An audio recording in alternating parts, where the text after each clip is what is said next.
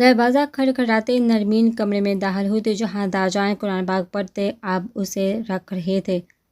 ہم غلط وقت پر تو نہیں آئے؟ نرمین نے مسکراتے داجان سے پوچھا تو انہوں نے بھی جواباً مسکراتے اسے اندر آنے کا اشارہ کیا۔ اکیلے کیا کر رہے تھے یہاں آپ؟ کچھ نہیں بیٹا، بس تلاوت کر رہا تھا۔ اب میں بوڑھا انسان اور کیا کروں گا؟ داجان نے اس کے سر پر ہاتھ رکھتے اپنے پاس بٹھایا تھا۔ داجان آپ ناراض ہیں خان سے؟ نرمین نے بات کا آغاز کیا تو داجان نے گہری سانس بھری۔ وہ تو ہمارا دایاں بازو ہے، اس سے بھلا ہم کیسے ناراض ہو سکتے ہیں؟ لیکن داجان کہتے رکے تھے لیکن انہوں نے ہماری یا کسی کی رائے نہیں لی، سیدھا اپنا فیصلہ سنایا، جبکہ وہ جانتے ہیں کہ اس سب کی کوئی خاص ضرورت نہیں ہے۔ داجان نے کہتے افسوس سے سر ہلایا تھا۔ نرمین نے ان کا ہاتھ پکڑتے انہیں خود کی طرف متوجہ کیا تھا۔ آپ کو پتہ ہے داجان، اگر آج میں اتنا پڑھی نہ ہوتی تو خان شاید کبھی مجھے خود کے لیے نہ چنتے۔ بے شک وہ ہر لحاظ سے ابھی بھی مجھ سے بہتر ہے، لیکن ایسے کامیاب مرد ہمیشہ اپنے لیے ایک پڑھی لکھی عورت ڈھونڈتے ہیں، اور اگر ہماری شادی آج خان سے نہ ہوئی ہوتی، کسی اور سے ہونی ہوتی تو کیا آپ کسی بھی گوار سے ہماری شادی کر دیتے؟ داجان نے نفی میں سر ہلایا تو نرمین مسکرائی۔ ہم جانتے ہیں اب ہمارے لیے ایک اچھا سلجھا ہوا پڑھا لکھا شخص یہ تلاش کرتے۔ وقت بدل گیا ہے، لوگ بدل گئے ہیں اور لوگوں کی سوچ بدل گئی ہے۔ پہلے زمانے میں سکھڑ پن دیکھتے ہی لڑکی کو بیاہ دیا جاتا تھا، لیکن آج کل کے دور میں سب پڑھنا چاہتے ہیں، آگے بڑھنا چاہتے ہیں، خواہ وہ مرد ہو یا عورت۔ اور پھر جب ہمارے رب نے کہہ دیا ہے کہ علم حاصل کرنا ہر مرد اور عورت پر فرض ہے تو بات یہی ختم ہو جاتی ہے، کیا مرد اور کیا عورت۔ داجان نرمین کو دیکھتے اس کی بتائی ہوئی باتوں سے متفق تھے، لیکن شروع سے جس ذہن میں وہ جیتے آئے تھے اتنی آسانی سے بدل لینا مشکل تھا۔ نرمین ان کا چہرہ دیکھتے ان کے دل کے حال پڑھ رہی تھی۔ اگر یہاں ہمارے گاؤں میں ہی ایسی سہولیات میسر ہوں گی تو سب لڑکیاں سیف رہیں گی۔ کسی باپ کو یہ ڈر نہیں ہوگا کہ اسے اپنی بچی کو تعلیم حاصل کروانے کے لیے دور بھیجنا پڑے گا۔ اس کی بات سنتے داجان دھیما سا مسکرائے تھے اور اس بات میں سر ہلایا تھا جس میں نرمین کی باتیں کھل اٹھی تھی۔ وہ غلط نہیں ہے داجان، وہ یہاں کے لوگوں کے بارے میں سوچ رہے ہیں، پلیز انہیں ڈھیر ساری دوائیں دیں کہ وہ کامیاب ہو جائیں۔ وہ پریشان ہے یہ سوچ کر کہ آپ ناراض ہیں، آپ کی دواؤں کے بغیر ہم کچھ بھی نہیں کریں گے۔ اس کے نام آواز سنتے داجان نے اس کے سر پر شفقت بھرا ہاتھ رکھا تھا۔ آپ پریشان نہ ہو، ہماری ساری دعائیں ہمارے بچوں کے لیے ہی تو ہیں بیٹا، ہم ناراض نہیں اور وہ سردار ہیں اس گاؤں کا اور ان لوگوں کے بارے میں اچھی سوچ رہا ہے، ہمیں فخر ہے اپنے پوتے پر۔ انہیں نرمین کو سینے سے لگایا تھا اور نرمین نے مسکراتے ان کا ہاتھ چوما تھا۔ یہ ہماری شادی تھوڑی ہے مورے، جو فردان ہمارے لیے اتنا ہیوی ڈریس لے آئے ہیں پاگل پٹھان۔ آخری الفاظ منہ میں بڑبڑاتے رحمٰ نے اپنی ماں سے کہا تھا جب شاہین بیگم نے اس کے سر پر چپت لگائی۔ ہاں مورے، ہماری شادی ہو گیا، اب آپ ہم پر اس حد تشدد نہیں کر سکتی۔ آپ کی شادی ہو جائے یا بچے، ہم آپ کی ماں ہیں یہ مت بھولا کریں آپ۔ جب فردان کمرے میں داخل ہوتے وقت اس کا جملہ سن چکا تھا، لب دانتوں میں دباتے اپنی مسکراہٹ روک گیا تھا۔ کیا ہو رہا ہے چچی جان؟ فردان نے رحمٰ کی شکل دیکھی جو سرخ ہو رہی تھی بچوں کا ذکر سنتے۔ کچھ نہیں بیٹا، 20 سال سے اس آفت کو سنبھالے اب ہماری بس ہو گئی، اب یہ آپ کے حوالے ہے، سنبھالے اسے۔ شاہین بیگم نے ہنسی پر قابو پاتے فردان سے کہا تو وہ بھی ضبط کردہ اس بات میں سر ہلا گیا تھا۔ رحمٰ کا غصے سے دماغ پھر گیا تھا۔ مورے، اب ہمارے شوہر کے سامنے ایسی ہماری انسلٹ نہیں کر سکتی۔ اس کی بات سنتے شاہین بیگم کے چہرے پر ناسمجھی کے تاثرات ابھرے، جبکہ فردان جس ضبط سے بیٹھا تھا وہی جانتا اگر وہ ہنس لیتا تو رحمٰ کا غصہ مزید بڑھ جاتا۔ کیوں بیٹے، 3 سالوں سے فردان اسی گھر میں رہ رہے ہیں اور ہم ان کے سامنے ہی آپ کے کان کھینتے آپ کی بٹائی کیا کرتے تھے، بھول گئے ہیں کیا؟ شاہین بیگم کی بات پر ہم نے گڑبڑاتے اپنی اتنی عزت کو ملیا میٹ ہوتے دیکھا تھا۔ مورے، رحمٰ بے بس ہوتی چیخی تھی، جبکہ فردان اور شاہین بیگم کے ایک ساتھ کہکا گونجا تھا۔ رحمٰ غصے سے پیر پٹکتی ڈریسنگ روم میں بند ہو گئی تھی جب شاہین بیگم فردان کو اسے سمجھانے کا اشارہ کرتے باہر چلی گئی تھی۔ گلا کھنگارتے فردان نے دروازہ کھٹکھٹایا تھا جہاں رحمٰ بند ہوئی تھی۔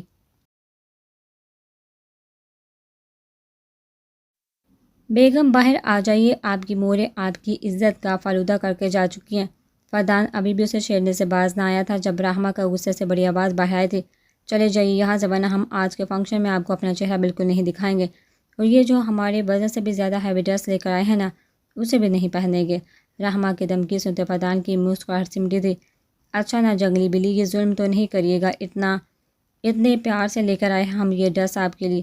فردان مظلوم بنتے سیدھا لائن پر آیا تھا جب رحمہ پھر غصے سے غرائی، کمرے سے باہر جائیے۔ اچھا میری ماں، جا رہا ہوں، وہ اپنے کہے پر پوری نہ اتر جائے، اس لیے فردان مسکراتا وہاں سے باہر نکلا تھا۔ شام کا وقت تھا، کبیر صبح سے غائب تھا کام کے سلسلے میں۔ جب نرمین کمرے میں داخل ہوئی اور سامنے بلیک کلر کا خوبصورت سا ہیوی فراک دیکھتے وہ دروازے پر ہی تھمی تھی۔ قدم بڑھاتے اس نے وہ ڈریس دیکھا تھا جہاں ایک کارڈ کے ساتھ گلاب کا پھول بھی رکھا تھا۔ نرمین نے مسکراتے پھول کو اٹھا کر اس کی خوشبو کو محسوس کیا تھا، پھر کارڈ اٹھاتے اس پر لکھی تحریر پڑھی تھی۔ وقت پر گھر آ جاؤں گا اور آپ کو اسی ڈریس میں دیکھنے کا طلبگار ہوں، میری خوبصورت سی بیوی کے لیے خوبصورت سا تحفہ۔ نرمین نے مسکراتے اس کارڈ پر اپنے ہونٹ ثبت کیے تھے اور اسے رکھتے وہ تیار ہونے چلی گئی تھی۔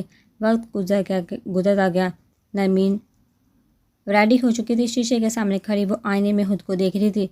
بلیک رنگ میں اس کی دمکتی رنگت چمک رہی تھی، ہلکے سے میک اپ میں اس نے ماتھے پر ٹیکا پہنا تھا، وال فی الوقت کھلے تھے اور ہونٹوں پر سرخ رنگ سجا تھا۔ جب پیچھے مڑتے اس نے اپنا حجاب اٹھانا چاہا اور کبیر کمرے میں داخل ہوا۔ نرمین کا روح اسی کی طرف تھا، بنا دوپٹہ بنا حجاب کے وہ سجی درجی کبیر خانزادہ کے سامنے کھڑی تھی، جسے دیکھتے کبیر خود اسٹل ہوا تھا اور پیچھے دروازہ بند ہوا تھا۔ نرمین کے ماتھے پر شرم سے پسینہ آنے لگا تھا، جسے سوچتے کہ وہ اس کے سامنے ایسے کھڑی ہے وہ فوراً سے کبیر کی طرف پشت کر گئی تھی۔ کبیر مدم سا مسکراتے اس کی طرف بڑھا اور اس کے بازو کو نرم گرفت میں لیتے اس سے اپنی طرف کھینچا کہ نرمین گھبراتی ہوئی اس کے حصار میں قید ہوگی۔ اس کے بال لہراتے اس کے منہ پر آ گرے۔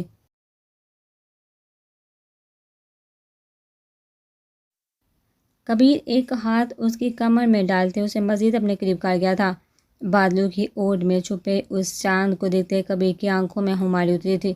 ہاتھ آگے بڑھاتے اس کے بالوں کو پیچھے کرتے اس نے نرمین کی تھوڑی پکڑتے اٹھائی تھی۔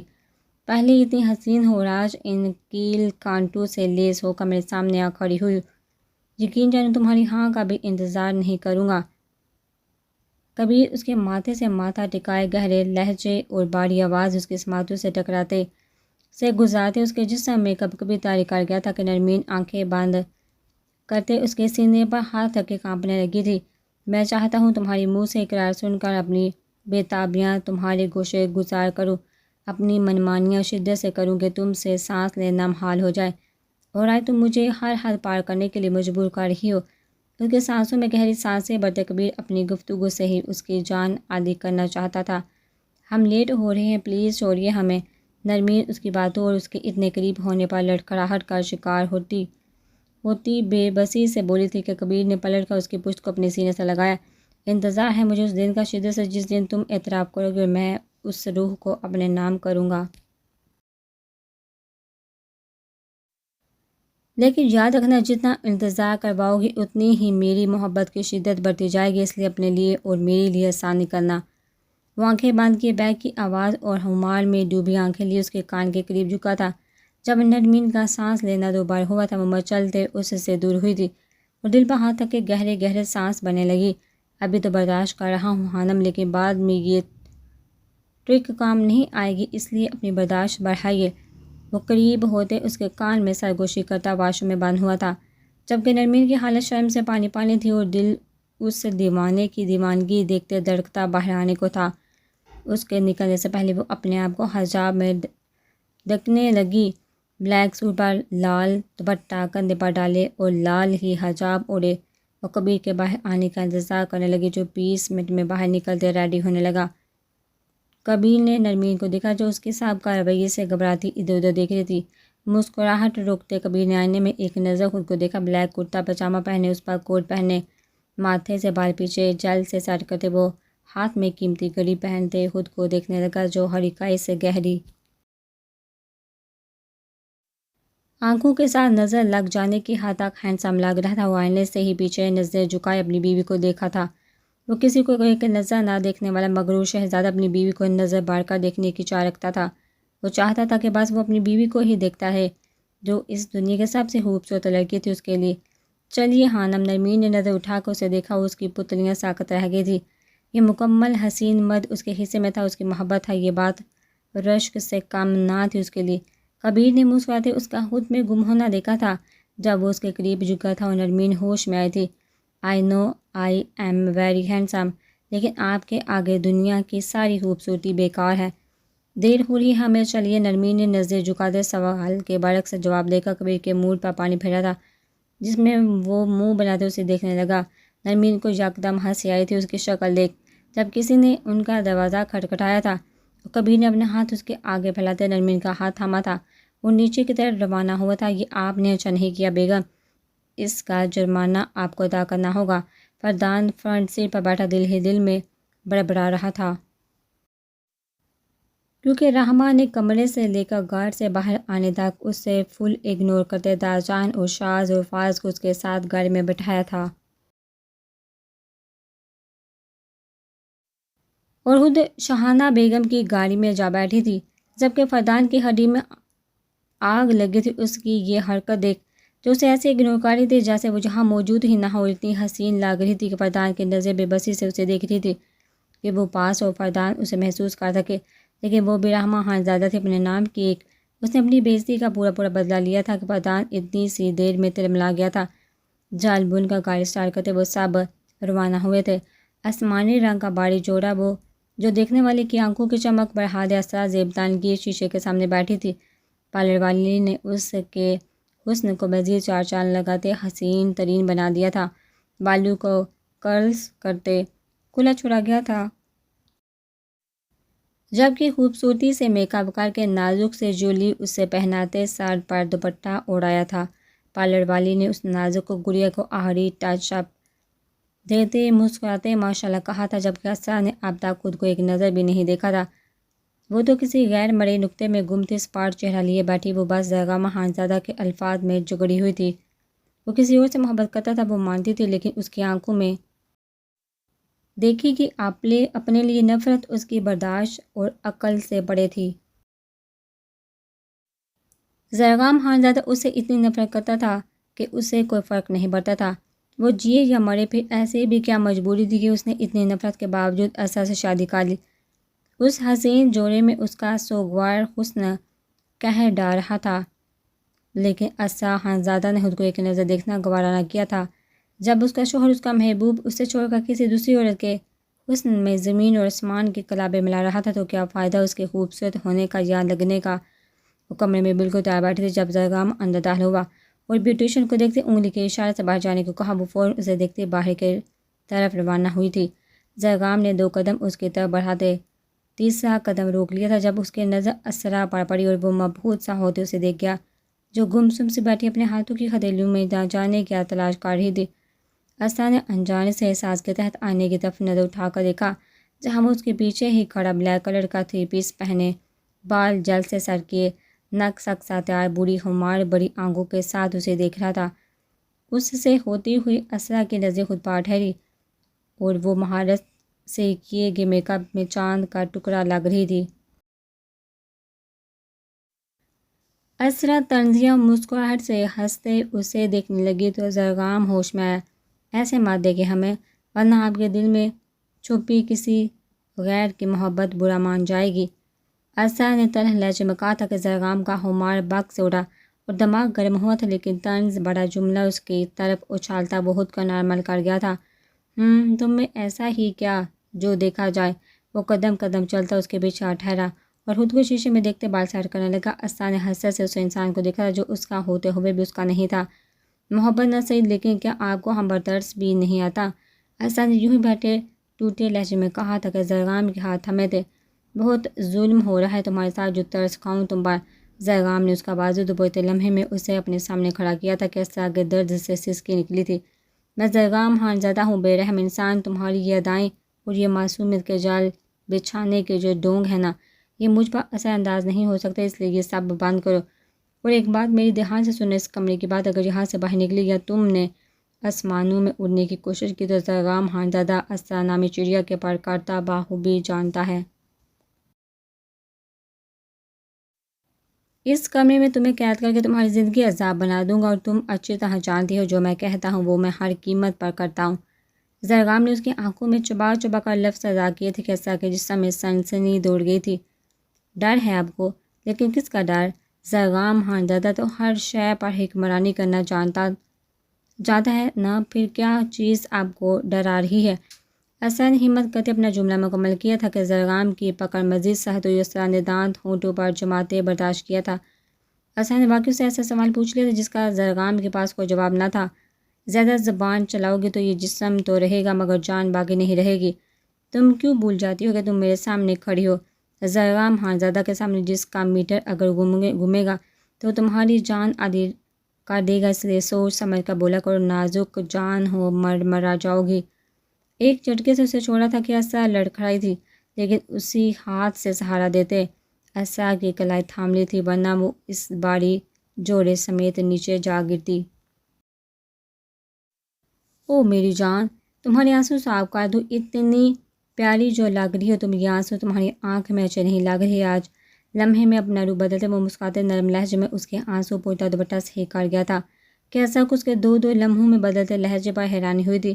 اس کا ہاتھ تھامتے وہ گھسیٹتے اسے اپنے ساتھ لے گیا تھا، پھر اس کا ہاتھ اپنے بازو میں ڈالتے نیچے اترا تھا جہاں سب ان کے منتظر تھے۔